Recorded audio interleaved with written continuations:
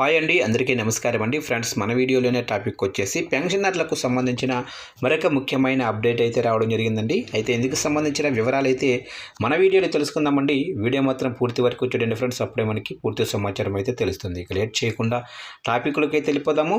ఇక పెన్షనర్లకు ప్రభుత్వం అదిరిపోయే శుభవార్త. వారందరికీ అడిషనల్ బెనిఫిట్స్. ఇక కేంద్ర ప్రభుత్వం వివిధ శాఖల్లో పనిచేసి రిటైర్ అయిన ఉద్యోగులకు గుడ్ న్యూస్ అయితే చెప్పింది. 80 ఏళ్ళు నిండిన పెన్షనర్లకు అదనపు పెన్షన్ అందించేందుకు కొత్త రూల్స్ అయితే తీసుకొచ్చింది. ఇక ప్రభుత్వ ఉద్యోగులు రిటైర్మెంట్ అయిన తర్వాత వారికి పెన్షన్ లభిస్తుంది. ఈ నిధులతో వారు మలి వయసులో అవసరాలు తీర్చుకోగలరు. అయితే వయసు పెరిగే కొద్దీ అవసరాలు, వస్తువుల ధరలు పెరుగుతూ ఉంటాయి. అయితే దీనికి తగ్గట్లు ప్రభుత్వం ఎప్పటికప్పుడు పెన్షన్ అమౌంట్ కూడా పెంచుతుంది. తాజాగా కేంద్ర ప్రభుత్వం వివిధ శాఖల్లో పనిచేసి రిటైర్ అయిన ఉద్యోగులకు గుడ్ న్యూస్ అయితే చెప్పింది.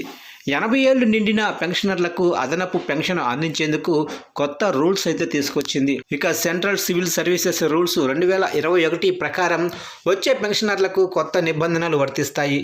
ఈ రూల్స్ 2022 ఆగస్టు 1 నుంచి అమల్లోకి కూడా వచ్చాయి.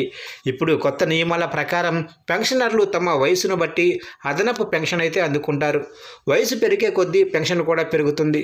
80 నుంచి 85 ఏళ్ల మధ్య వయసున్న వారికి తమ బేసిక్ పెన్షన్లో 20% అదనపు పెన్షన్ లభిస్తుంది. అలాగనే 85 నుంచి 90 ఏళ్ల వయసున్న వారు తమ బేసిక్ పెన్షన్లో 30%, 90 నుంచి 95 ఏళ్ల వారికి 40%, 95 నుంచి 100 ఏళ్ల వారికి తమ బేసిక్ పెన్షన్లో 50% ఎక్స్ట్రా పెన్షన్ అయితే లభిస్తుంది. ఇక వారికైతే డబుల్ పెన్షన్. 100 సంవత్సరాలు నిండిన ప్రతి పెన్షనర్కు ప్రస్తుత పెన్షన్ మొత్తానికి అంటే సమానమైన మొత్తాన్ని అదనంగా ఇస్తారు. అంటే వారి పెన్షన్ మొత్తం రెట్టింపు అవుతుంది.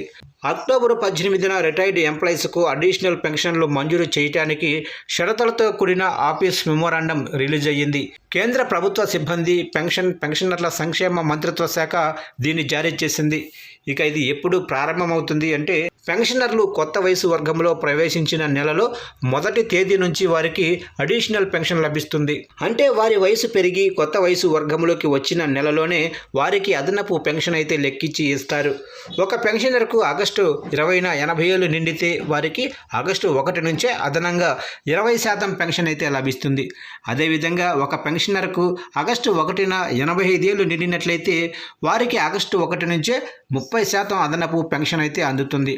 ఇక వరుసగా రెండో గుడ్ న్యూస్ చూసినట్లయితే రిటైర్డ్ సెంట్రల్ గవర్నమెంట్ ఎంప్లాయీస్కు వచ్చే పెన్షన్ను సరిగ్గా ఇవ్వాలని ప్రభుత్వం అన్ని శాఖలు, మంత్రిత్వ శాఖలు, బ్యాంకులకు ఆదేశాలు జారీ చేసింది.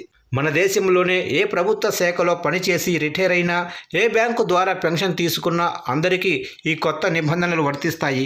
ఇక ఇప్పుడు కొత్త నియమాల ప్రకారం పెన్షనర్లు తమ వయసును బట్టి అదనపు పెన్షన్ అయితే అందుకుంటుంటారు. వయసు పెరిగే కొద్దీ పెన్షన్ కూడా పెరుగుతుంది. 80 నుంచి 85 ఏళ్ల మధ్య వయసున్న వారికి తమ బేసిక్ పెన్షన్లో 20% అదనపు పెన్షన్ లభిస్తుంది.